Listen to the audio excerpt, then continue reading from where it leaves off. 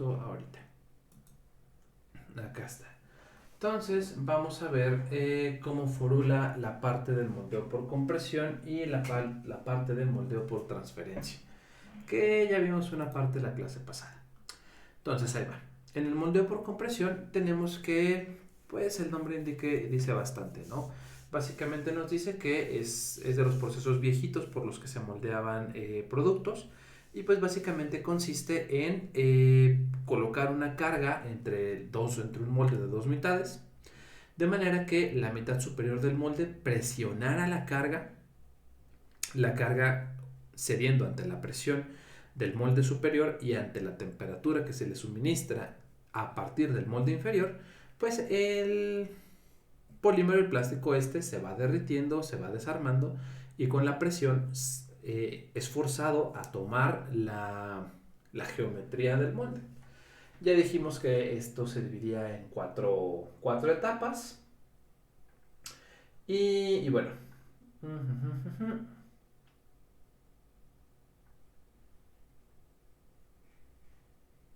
Y bueno, podemos tener tres moldes, ¿no? Podemos tener un molde manual en el que regularmente se utilizaba solamente para ensayos, es decir, para hacer cáliz. De hecho, ya casi les termino la práctica de hacer un molde de ese tipo. No va a ser, estuve intentando con otros moldes, no funcionó tan bien como yo esperaba, y la pistola de silicón no puede derretir otras cosas, entonces no salió exactamente como esperaba, pero bueno, ya tengo un experimento que sí se va a poder hacer.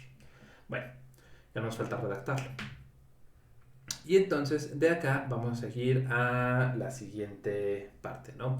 Vamos a tener que entonces, los moldes pueden ser manuales, que son moldes hechizos, moldes caseros, que se utilizan para hacer pruebas de piezas, y sobre todo para probar las capacidades de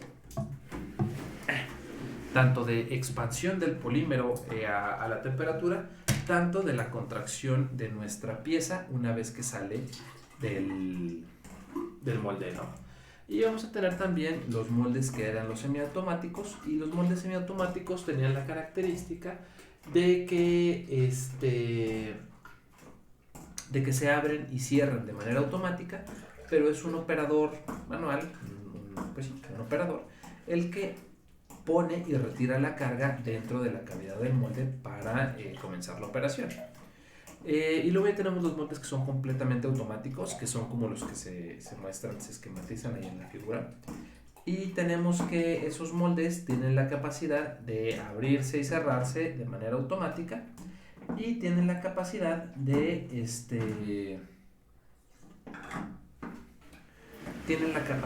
eyectar la pieza moldeada de manera también automática, mediante un pistón que se encarga de golpear la pieza para separarla de todo este aparato del molde por compresión. Y ya vimos esta parte, y entonces lo que sigue es ahora ver los moldeos por transferencia. Vamos a ver entonces que los moldeos por transferencia se encargan de diferentes cosas, ¿no?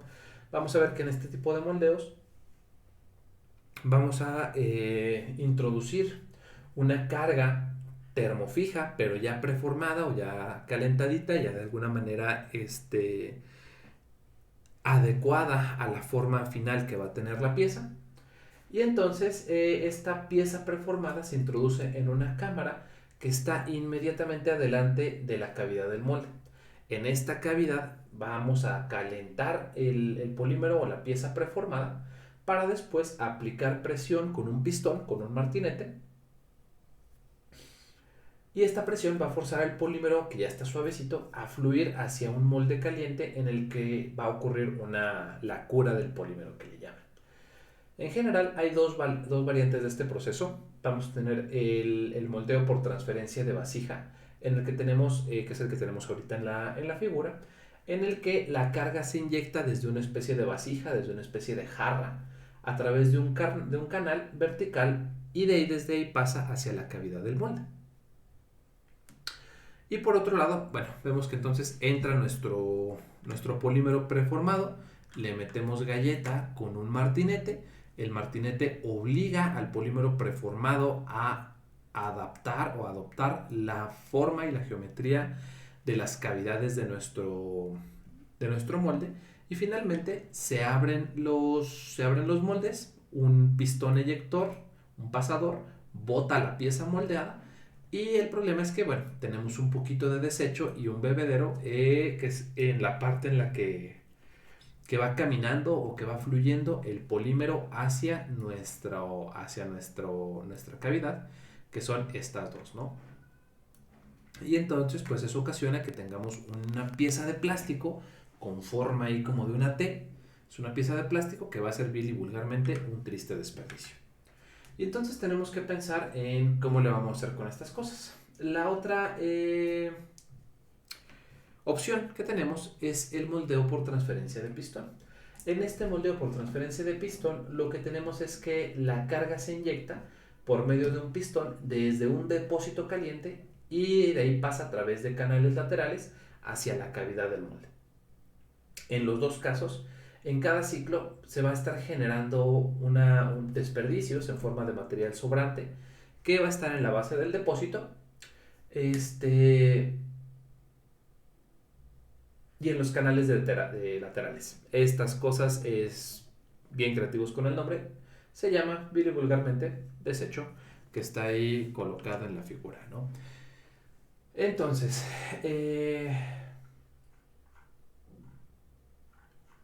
tenemos estas dos y luego ya seguimos con el de por soplado. Okay.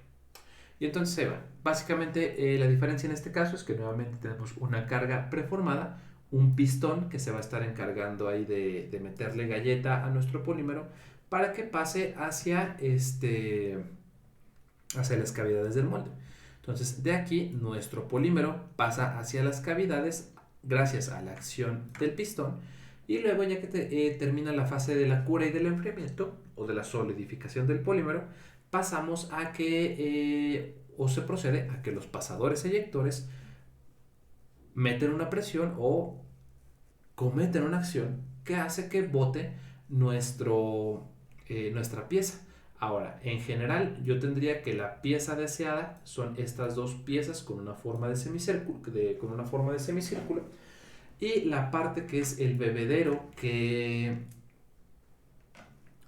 ramifica, que proporciona, que diversifica, que permite que fluya el polímero hacia las cavidades, eso se convierte en un desecho también. Entonces vemos que en ambas partes tenemos un desecho en la parte del bebedero. De hecho también lo vimos en el video, que quedaban ahí la parte del bebedero, quedaba ahí una pieza inútil que eran como unos canales de plástico. Y bueno, si el plástico es de alguna especie de plástico, de alguna especie de... Perdón.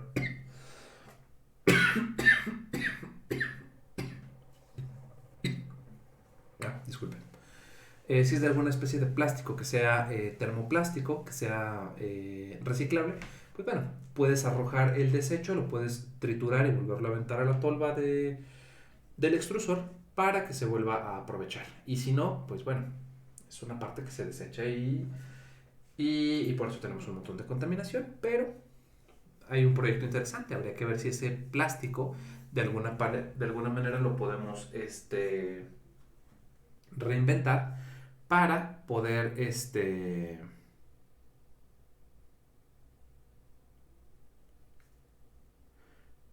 generar un producto útil a partir de esos desperdicios. Órale pues, y entonces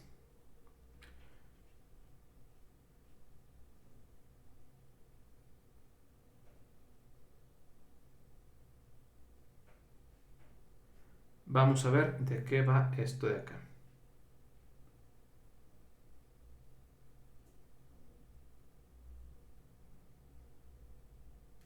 Ahí va. Hay que ver nuevas tecnologías para ver cómo vamos a aprovechar ese plástico, ¿no? O generar plásticos nuevos. De hecho, unos compañeros están haciendo un plástico fabricado a partir de sargazo, del sargazo que contamina las playas. Y a partir de estos güeyes están generando un plástico que es completamente biodegradable y que tiene propiedades mecánicas similares a las del polietileno normal, no el de la alta densidad, solamente el polietileno normal. Pero ya con eso podríamos tener botellas 100% biodegradables o otro tipo de materiales. Pero bueno, es una gran área de oportunidad ahí.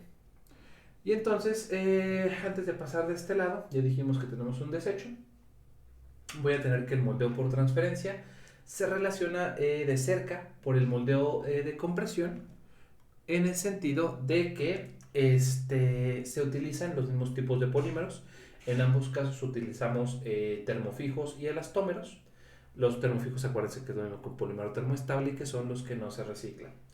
Y entonces tenemos que también se observan similitudes con el moldeo por inyección en la forma en la que se carga y se precalienta en una cámara separada el polímero y después se inyecta el molde. Y el molde por transferencia vemos que es capaz de moldear formas de pieza que son más complicadas que en el moldeo por compresión, pero que no son tan complejas como en el moldeo por inyección. Entonces vemos que esta técnica de moldeo por compresión y de transferencia tienen su nicho de aplicaciones bien definido. Vemos que hay formas en las que para piezas más complicadas no te queda de otra más que hacer moldeo por inyección, que también es más caro y va a subir el costo de producción de la pieza. Pero para piezas más pequeñas puedes utilizar técnicas que son más baratas y pueden resolver tu problema comercial en un dado punto. Ok, de acá, entonces ahora sí pasamos a lo que vendría siendo el moldeo por soplado y el moldeo rotacional. Entonces acá va. Déjenme ver de este lado. Luego sigue termoformado.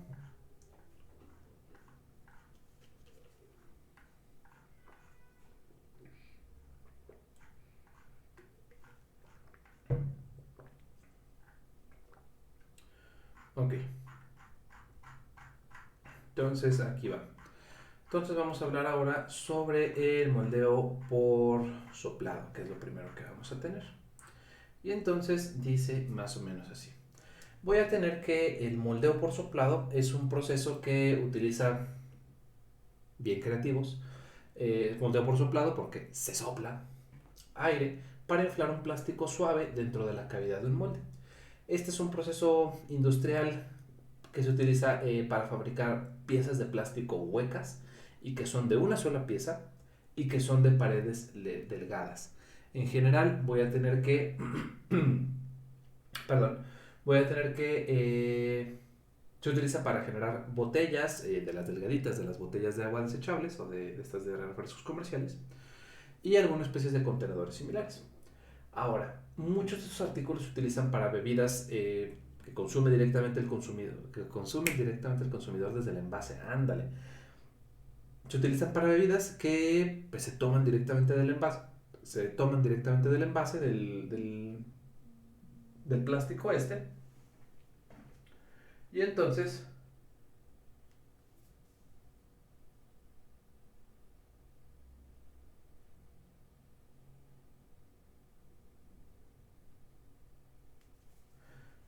aquí va. Entonces, vamos a ver que muchos de estos productos se toman directamente del envase y entonces se vuelve una bronca, ¿no? Ahora, vamos a ver que entonces, debido a que la necesidad de estas botellas de plástico desechable es tanta y el comercio es internacional y es una cantidad brutal de plástico y de piezas que son necesarias, pues bueno, entonces la tecnología realmente se utiliza la misma que se utilizaba desde la época de producción del vidrio. Y entonces vamos a ver que en general lo único que hacemos es, en vez de utilizar vidrio soplado para generar botellas, usamos las mismas técnicas de soplado del vidrio, pero utilizando plástico derretido que tiene un menor costo y bueno, y cumple con la función igual que la botella de vidrio. Órale pues, y entonces los plásticos están empezando a competir en el mercado de las botellas desechables y reciclables. Vamos a ver que entonces el moldeo por soplado se lleva a cabo por lo general en dos etapas. La primera va a ser la fabricación de un tubo que de inicio es de un plástico fundido y a este tubo de plástico fundido le vamos a llamar un parizón. Este parizón también se utiliza en la fabricación del vidrio. Y entonces, después ya que tenemos nuestro parizón, nuestra pieza base, se va a proceder a inflar el tubo hasta que adquiere la forma final que necesitamos. El formado del parizón se lleva a cabo por cualquiera de dos procesos. Se puede hacer por extrusión o se puede hacer por moldeo por inyección. Y estamos viendo cómo se hace en video la extrusión de este problema, ¿no? Vemos cómo el... Bueno, creo que no tiene caso que lea los subtítulos, pero se entiende que ese es el parizón como un cilindro básico que ya se formó de alguna manera por extrusión o por inyección.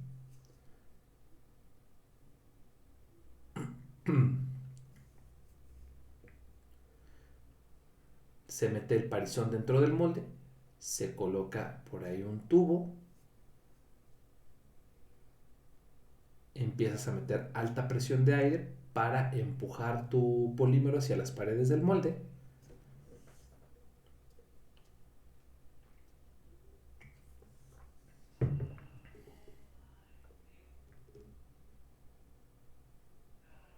Y una vez que tu molde está frío,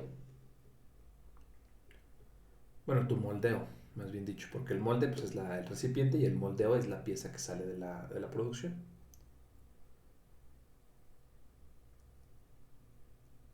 Se abre tu molde y se libera tu producto con la forma final que debe de tener. De aquí creo que ya es todo, ya nada más viene aquí como que la publicidad. Ok. Y entonces vemos que el proceso es relativamente sencillo, el principio físico también es sumamente sencillo, lo que resulta complicado muchas veces es la aplicación. Y es ahí donde tenemos que poner especial atención. Entonces, aquí va. Vamos ahora a hacer lo que sigue.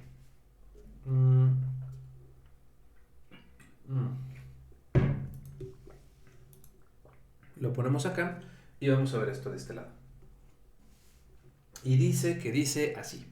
Vamos a tener ahora un moldeo que va a ser una combinación de dos técnicas. Va a ser un moldeo combinado de soplado y extrusión. Y esta forma de moldear va a consistir en un ciclo que se ilustra justamente en la figura que tenemos en pantalla.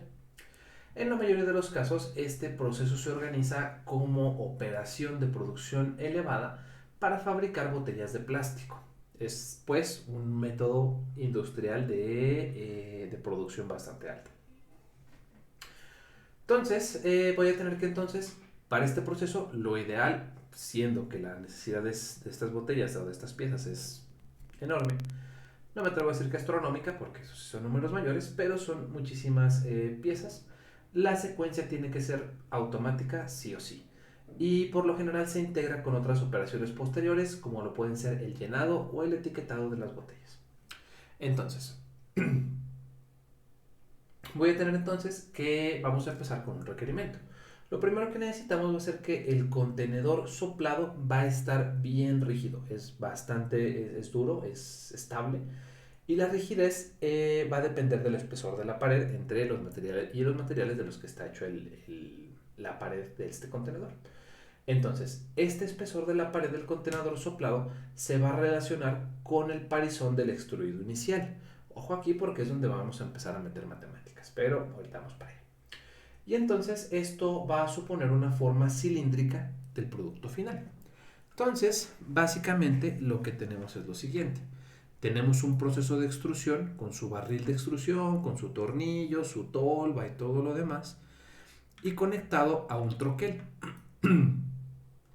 El troquel va a tener una forma de tipo circular o cilíndrica que se va a encargar de conseguir o de lograr que nosotros obtengamos una especie como de manguera, como de tubo, en cuanto sale una manguera de plástico, en cuanto sale el plástico a través del troquel del extrusor. Bueno, ya que tenemos esta parte, vamos a tener que este tubo nos va a servir como nuestro parizón y va a entrar dentro de un molde abierto. Cuando entra dentro de ese molde abierto, aquí hay que tener en cuenta que cuando nuestro tubo sale del troquel, vamos a tener un efecto de expansión del troquel sobre el parizón. De manera que... dame un minuto. De manera que voy a tener algo como esto de aquí. Voy a tener que, conforme es mi diámetro del troquel, el espesor de nuestro tubo, el ancho de la manguera, y conforme sale del troquel voy a tener una expansión de ese ancho de la manguera que, bueno, hay que tomar en consideración a la hora de hacer los cálculos y a la hora de hacer los moldes. Bueno, y entonces voy a tener lo que sigue. Voy a tener entonces que el diámetro medio del tubo, conforme va saliendo del troquel, se determina con la media del diámetro del troquel. Es decir, es lo que vamos a tener esto de acá. La anchura del diámetro del troquel, en principio, va a ser o va a estar relacionada con el diámetro del producto ya extruido. Y entonces vamos a tener lo que sigue. La expansión del troquel va a ocasionar la expansión de este diámetro hasta un diámetro promedio del parizón, llámese de P. Y al mismo tiempo el espesor de la pared se va a expandir de un diámetro TD, que va a ser el diámetro del polímero dentro del troquel, y se va a expandir hasta un espesor o ¿cómo lo definimos acá?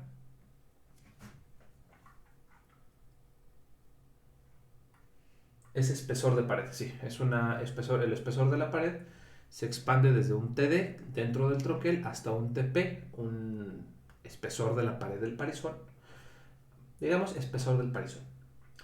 Y entonces voy a tener que la razón de expansión del diámetro del parizón va a estar dado por la función que tengo acá. La expansión del diámetro del parizón va a quedar así. La razón va a quedar como el diámetro del parizón entre el diámetro de la pieza dentro del troquel o del dado. Y entonces vamos a tener que, de hecho sí me parece que la traducción de troquel es como dice o algo así, entonces por eso tiene la D. Pero bueno, entonces vamos a tener que, ya voy a poder yo, a partir de esa razón de la expansión, que evidentemente va a variar para cada tipo y clase de polímero, pues vamos a tener diferentes formas de ver las cosas. O voy a tener que calcular o aproximar esta razón para saber de qué diámetro tengo que tener el troquel para que mi polímero tenga el diámetro, para que mi parizón tenga el diámetro adecuado. La razón de expansión de la pared se calcula de manera similar como el espesor del parizón entre el espesor del dice o del troquel, y eso le vamos a llamar la expansión del espesor del espesor. También igualmente va a variar de polímero a polímero y dependiendo de varios factores como la geometría, el tipo de polímero y la temperatura, las temperaturas a las cuales se están trabajando. Pero por lo mismo se recomienda que hagan una medición experimental o varias para poder sacar un poquito de estadística y tener certeza sobre cómo se expande o se contrae un polímero en ese aspecto.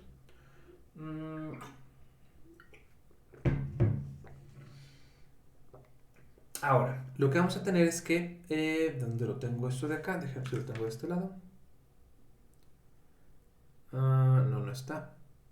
Ok, entonces déjenme lo pasamos de este lado. Vengo para acá. Ustedes son tecnologías del plástico. Hoy estamos a día 11 del 11. Pidan un deseo. Y entonces vamos a ver de qué lado más cala iguana con esto. Entonces voy a tener lo siguiente.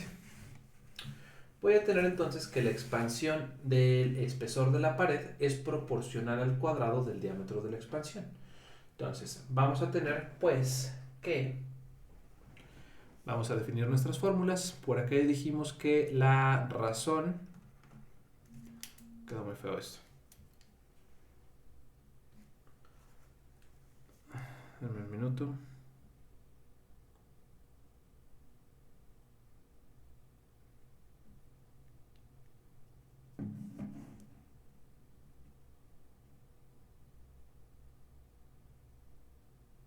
Ok. Entonces ahí va. Vamos a tener que... Ahí va. Voy a tener, pues, perdón, es cosas del trabajo. Vamos a tener que la razón de expansión del diámetro, razón de expansión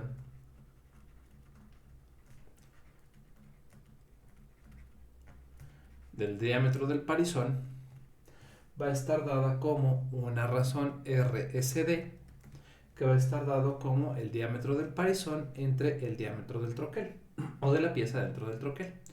Y por otro lado voy a tener que la razón de expansión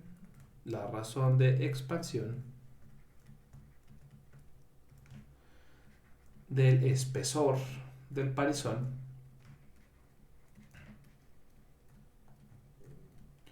va a estar dada como una RST y va a estar dada como el espesor del parizón entre el espesor del troquel. Ahora, tenemos también que la expansión de la pared, la expansión del espesor, es proporcional al cuadrado, vamos a ponerlo acá, al diámetro de la expansión al cuadrado. Esto yo lo puedo poner matemáticamente como que la expansión del espesor es igual a la expansión del diámetro al cuadrado. Y entonces, sustituyendo esto de acá, déjenme ver de este lado, en TP. Y entonces vamos a sustituir, esta va a ser mi ecuación 1, esta va a ser mi ecuación 2. Y entonces, sustituyendo en 2, podemos llegar a que entonces TP es igual a RST, que es la expansión del espesor, por un cierto TD. Pero ya dijimos que RST es RSD al cuadrado. Y entonces yo puedo sustituir esto como un RSD al cuadrado por un TD. Es decir, el espesor del parizón va a ser igual a la expansión del diámetro al cuadrado por el espesor del parizón dentro del troquel. Órale pues, y entonces vamos a asumir lo que sigue.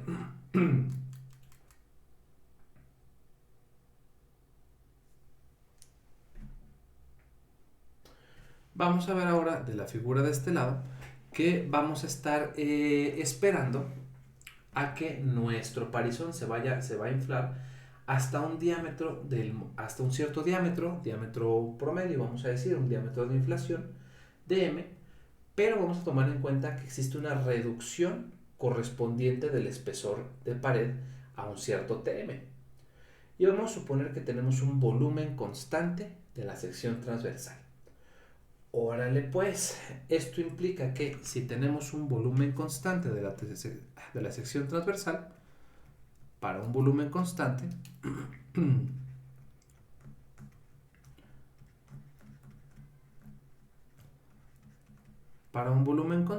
entonces vamos a tener que,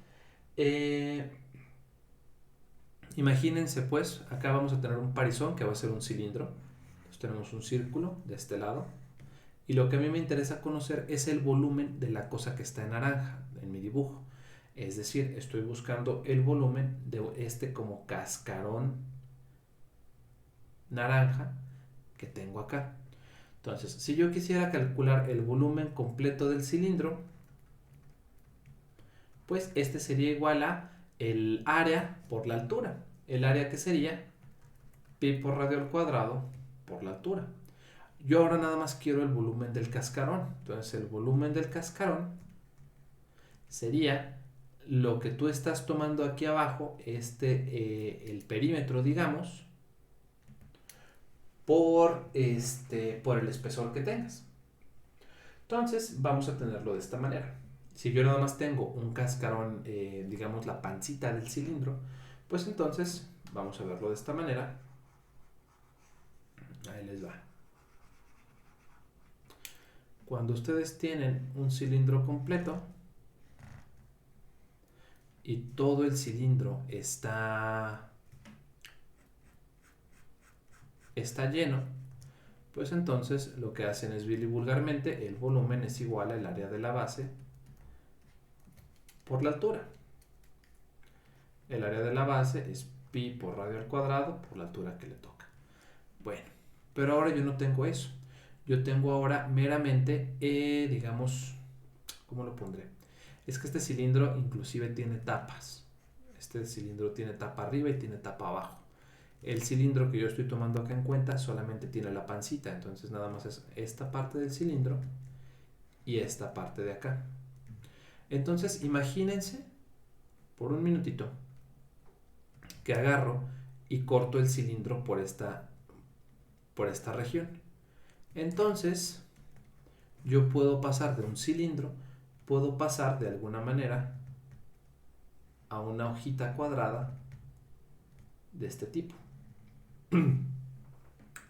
Órale pues, entonces si yo quisiera calcular el volumen de esta cosa, yo lo podría calcular directamente como yo sé que lo que mide la hojita de aquí a aquí es lo que mide mi cilindro de aquí a aquí, es decir, el perímetro. Y el perímetro yo lo conozco como es diámetro por pi. Si esto mide diámetro por pi y de ancho o de espesor tiene un espesor P, el espesor del parizón, entonces puedo asumir que el volumen, bueno, esto vamos a ponerlo por acá, tiene una cierta altura y tiene por acá un espesor chiquitito. De este lado me va a quedar algo así. Me queda la altura y de aquí a acá es un espesor del parizón TP.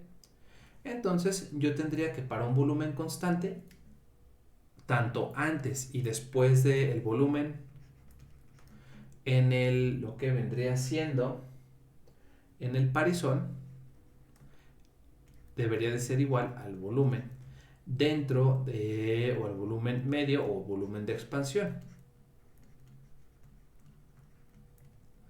Entonces yo tendría que el volumen del parizón estaría dado por pi, por el diámetro del parizón, por el t del parizón, por la altura que tenga el cilindro.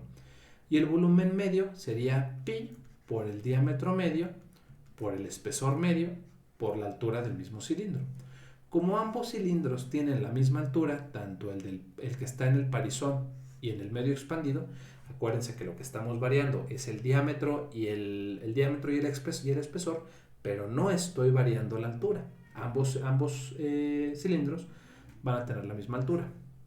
Entonces se cancelan estas dos h's y puedo obtener esta relación. Este no es un TP, este es un TM. El espesor medio o el espesor de expansión, ahí está. Y entonces yo ya puedo obtener que el espesor medio o el espesor que yo quiero que sea ya expandido me va a quedar como dp. También se van los pis. También estos pi me estorban. Y entonces esto me quedaría vulgarmente dp por tp sobre un cierto dm. Si ahora, además de esto, yo puedo sustituir, o sabemos que yo sé además que dd y de P y TP. Entonces, si además yo sé, déjenme ver cómo me debe de quedar, voy a sustituir esta de acá, voy a sustituir TP con esta ecuación. Yo sé que además TP es igual a la expansión del diámetro del troquel por el espesor del troquel. Y además yo sé que este me queda igual, este queda acá. Me falta, bueno, entonces este de acá me quedaría como Tm igual a dp por tp, que es rsd cuadrado td sobre dm. Y ahora ya nada más me falta ver que puedo sustituir además ese dp yo ya sé que tengo un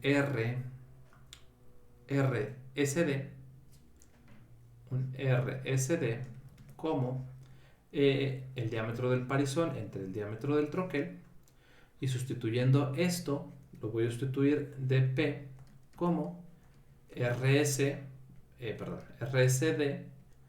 por el diámetro del troquel, y entonces Tm me quedaría como dP, que sería RSD por el diámetro del troquel por RSD al cuadrado por el espesor dentro del troquel sobre el diámetro deseado. Y entonces esto me quedaría bien y vulgarmente como un RSD al cubo por un diámetro del troquel por el espesor del troquel sobre el diámetro que estamos deseando. Y entonces yo ya encontré una expresión que me da el espesor deseado o el espesor al que se va a expandir meramente con conocer las variables del troquel. Sin necesidad de hacer experimentos, nada más necesito conocer la razón de expansión de los diámetros y los parámetros del troquel, ¿no? Que son tanto el diámetro del troquel y el espesor del parizón dentro del troquel. Órale pues, y entonces con esto, ahí va. Con esto voy a tener que estar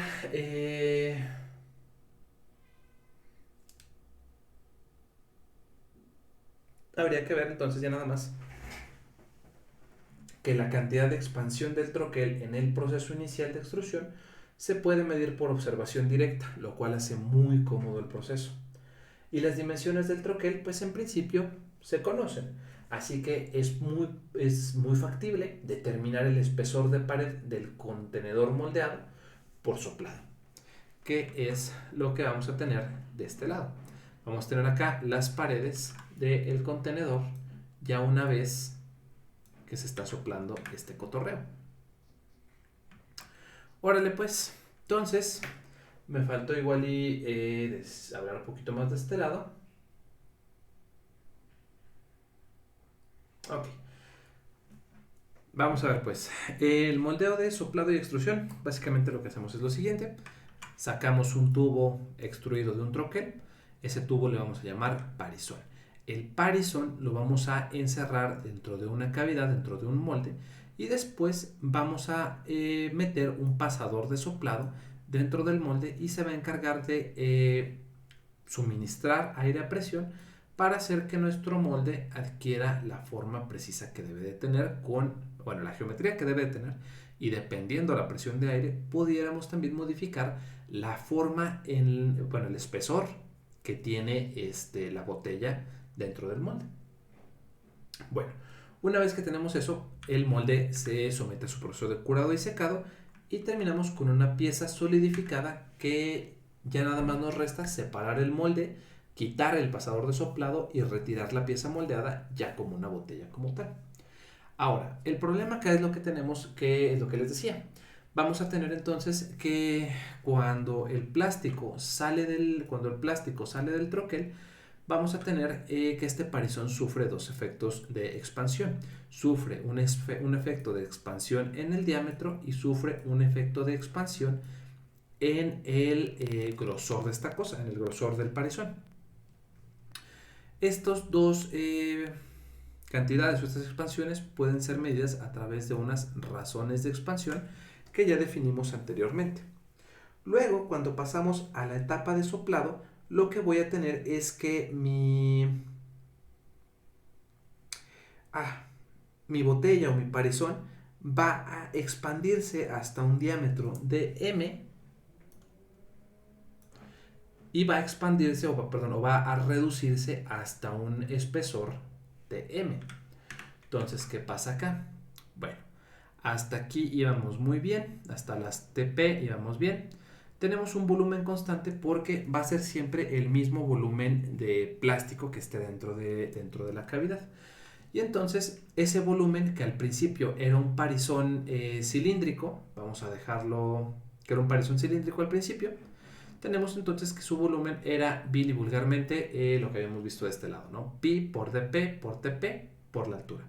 y después se va a expandir a uno con un diámetro mayor, un diámetro TM, y con un espesor menor, pero va a seguir teniendo la misma altura.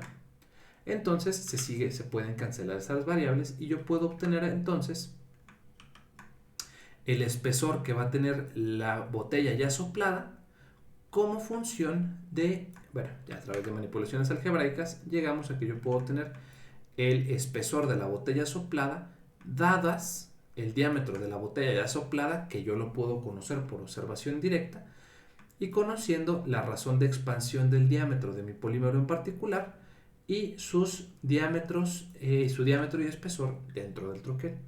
Y entonces resulta sumamente sencillo modelar los sistemas de producción de botellas meramente conociendo las propiedades del troquel y del extrusor. Ok. Bueno, ya que terminamos con esta parte, ahora sí espero que haya quedado bien explicadito. Si no, me avisan y cualquier duda que andamos. Yo como andamos en dudas. No se nos muera, profe, no se petatee, gracias. Es bueno saber que alguien valora mi vida. Pero no, todavía no me quiero petatear. Bueno, a veces sí, pero a veces no. Regularmente no. No se quieren petatear. Bueno, entonces de acá vamos a ver ¿qué onda con esto?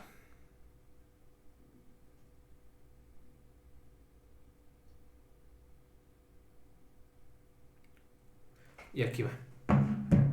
Entonces vamos a tener lo que sigue. Vamos a tener ahora cómo van a quedar estas cosas. Voy a tener que entonces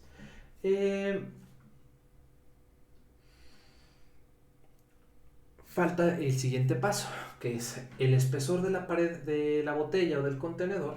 Yo lo puedo obtener como una expresión para la presión de aire máxima que evita que el parizón se deshaga, se queme, se deforme durante el inflado. Y entonces vamos a ver que podemos aprovechar una ecuación que viene de la resistencia de materiales y que me imagino que ustedes no lo vimos en propiedades de materiales, pero sí llevan una materia que se llama algo así como resistencia de materiales, ¿no? Bueno, y entonces vamos a ver que si no, me dicen para hacer la deducción correcta, pero bueno. Entonces tenemos que existe una relación entre el esfuerzo llámese sigma, la letra esta que parece una cabeza con cachucha, ese va a ser nuestro esfuerzo y va a estar, es el esfuerzo y está relacionado con la presión interna en un tubo, dados su diámetro, que es esta D, y el espesor de pared de este lado. Esta D, aquí me equivoqué, debe ser una D mayúscula. Y entonces, con esta expresión, y vamos a verlo de la siguiente manera. Vamos a pensar que el esfuerzo máximo va a ocurrir justo antes de que el parizón se expanda al tamaño del diámetro del molde soplado. Esto es cuando el diámetro sea máximo y el espesor sea mínimo. Y entonces puedo yo reacomodar puedo reescribir la ecuación de arriba, puedo despejar P y puedo dejar P meramente como 2T por sigma sobre el diámetro del moldeo, sobre el diámetro del molde ya soplado. Y entonces vamos a tener lo que sigue. Vamos a tener entonces que la presión es donde P es la presión de aire que estamos usando durante el moldeo soplado, regularmente en pascales. Sigma es el esfuerzo, esto de aquí, sigma es el esfuerzo de la tensión máxima que admite el polímero durante la inflación. Esto también se mide en pascales. Y los Tm y los Dm son el espesor y el diámetro de pared respectivamente. Obviamente este es el espesor de la pared y este es el diámetro de la pared del molde y se mide en metros. Ahora, el problema o la dificultad viene cuando para utilizar esta fórmula vamos a tener la complejidad de que hay que determinar el esfuerzo permisible o el esfuerzo que aguanta la botella, porque bueno, el polímero al final del día se encuentra en una condición de calentamiento y es muy plástico. Y entonces en una operación industrial, vil y vulgarmente los parámetros con los que se trabajan, sería encantador, sería muy chido poder nada más poner los parámetros teóricos y poder obtener la presión a la que debes de inflar tu material. Sin embargo, dadas las temperaturas y dada que cambia la viscosidad del polímero conforme cambia la temperatura y conforme se va enfriando el polímero, varía su viscosidad y su plasticidad, es difícil determinar la presión exacta para que te quede el espesor que quieres. Entonces, ¿qué hacemos? Prueba y error. O le metes un montón de galleta y te aseguras de que el espesor quede de un mínimo, pero a veces no quieres que quede de un mínimo, quieres que quede de un grosor en especial. Pero bueno, con esto termina nuestra parte de moldeo por soplado y extrusión. Y ahora vamos a hablar acerca del moldeo por inyección. Denme un minuto. Déjenme ver qué pasó acá.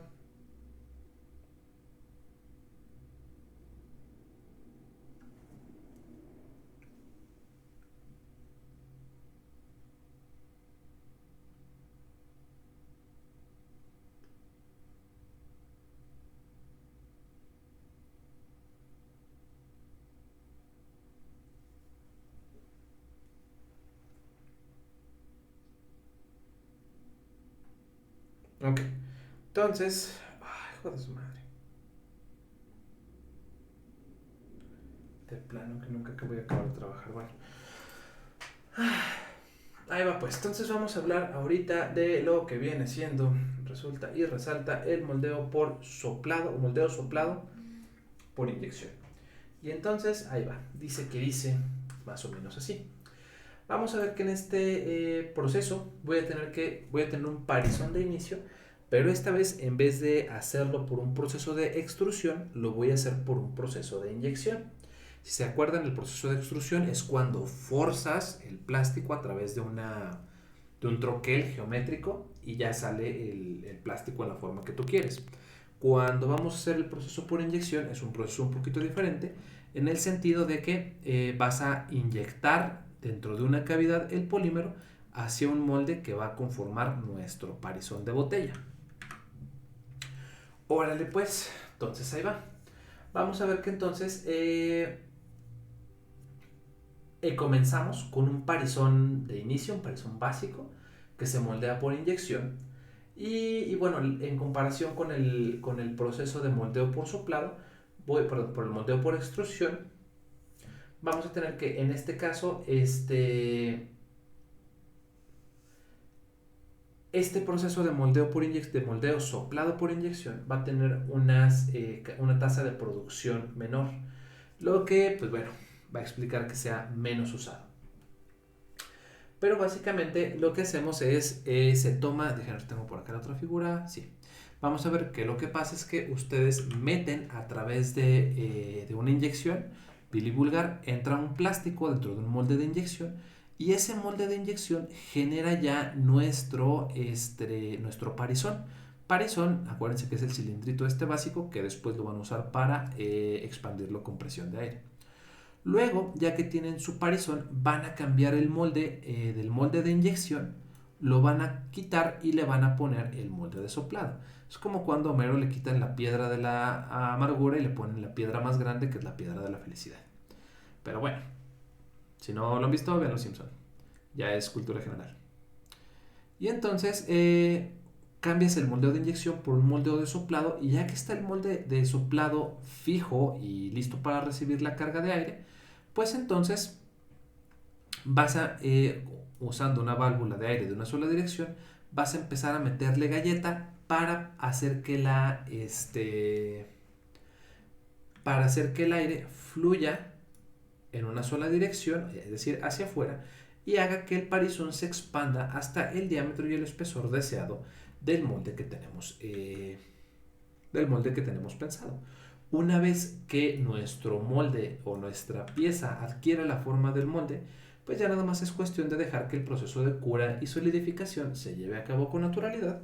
Y una vez que tenemos esto, abrimos nuestro molde y podemos extraer nuestra pieza ya moldeada. Y bueno, hay que repetir el proceso ahora desde que pones tu molde de inyección y tu unidad de inyección lista para crear tu parizón una vez más. En este caso vamos a tener una variante de este moldeo con soplado por inyección que se va a llamar moldeo soplado por estiramiento. En este caso voy a tener que la barra de soplado se va a empezar a... la barra de soplado voy a tener que se extiende hacia abajo dentro de un parizón moldeado por inyección durante la segunda etapa del proceso. Es decir, tenemos nuestro molde de inyección, tengo una barra de soplado y entonces cuando cuando estamos cambiando ¿cómo se dice? Cuando estamos cambiando el molde de inyección por un molde de soplado, vamos a introducir, digamos, la válvula de aire en una dirección, de manera que entonces vas a lograr que tu pieza de aire, tu piececita, en vez de tener una válvula de este tipo como triangular, vas a tener ahora una válvula de esta forma, ¿no? Y entonces básicamente lo que haces es que se estira el plástico suave y va a crear un esfuerzo favorable para el polímero, de manera que el moldeo por inyección convencional o soplado o por extrusión sea un poquito más sencillo. La estructura que resulta en el moldeo soplado por estiramiento resulta ser un poquito más rígida, resulta que tiene más transparencia y tiene una mayor resistencia al impacto. De los materiales más utilizados para este moldeo es el PET, mejor conocido como teraftalato de polietileno. Y vamos a tener que también pueden usar poliésteres que tienen una permeabilidad baja y adquieren resistencia por medio del proceso de moldeo soplado por estiramiento. La combinación de propiedades de esta cosa hace que este método sea el óptimo o sea el más utilizado en la industria para generar contenedores de bebidas y refrescos y algunas cervezas. Y bueno, en general voy a tener que de este lado, denme un minuto, antes de pasar al moldeo rotacional, voy a tener que en este proceso, espérenme, me perdí. Ok, voy a tener que el moldeo por soplado se limita regularmente a plásticos termoplásticos. Lo más usado es el polietileno y en particular podemos utilizar también el polietileno de alta densidad y el polietileno de un peso molecular elevado. Estos son conocidos por sus siglas como HDPE, High Density Polyethylene, y High Molecular y HMWPE, que es High Molecular Weight Polyethylene. Bueno, y en general podemos comparar las propiedades con las del polietileno normal de baja densidad, dados los requerimientos de rigidez del producto final. Tenemos que si utilizamos polietileno, si bien puede ser un material más económico, pues bueno, van a tener propiedades mecánicas del contenedor más simples. Y bueno, si utilizamos materiales más caros como el polietileno de alta densidad, podemos inclusive disminuir la cantidad de producto que usamos, confiando en que el polietileno de alta densidad tiene propiedades mecánicas más chidas que las del polietileno normal, que si bien es más barato, para alcanzar las propiedades mecánicas que necesito, gastaría más material. Eh, Hay otras molduras por soplado que pueden estar hechas de polipropileno, de cloruro de polivinilo, mejor conocido como PVC, y teraftalato de polietileno.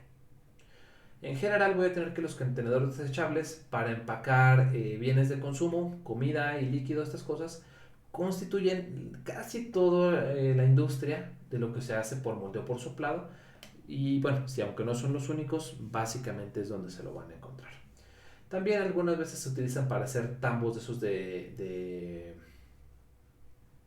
estos tambos grandotes para poner líquidos con botes de basura. También pueden ser para pueden utilizar para generar de estos rotoplas, de estos tinacos que tenemos en las azoteas. También se utilizan para tanques de gasolina para automóviles, algunos juguetes, cascos para barcos. Y bueno, dependiendo de la aplicación, hay un montón de técnicas, pero en general se van a ver que donde se van a topar este proceso es en la forma de obtener botellas y contenedores para insumos líquidos. Órale pues, de acá ya nada más nos queda revisar. Bueno, de hecho todavía nos falta un rato, pero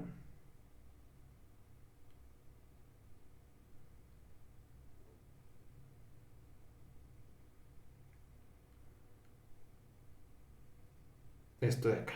Y aquí va. Entonces vamos a ver que existe una técnica más chida de este lado.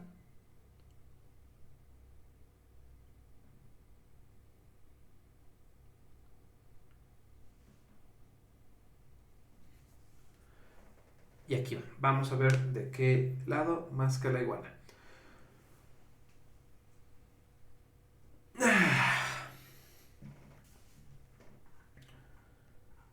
Bueno, no se crean. ¿Qué tan cansados andan?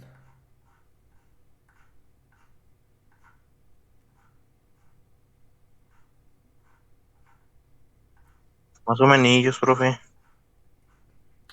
¿Ya se quieren ir? Dejen pauso esto para no regarla.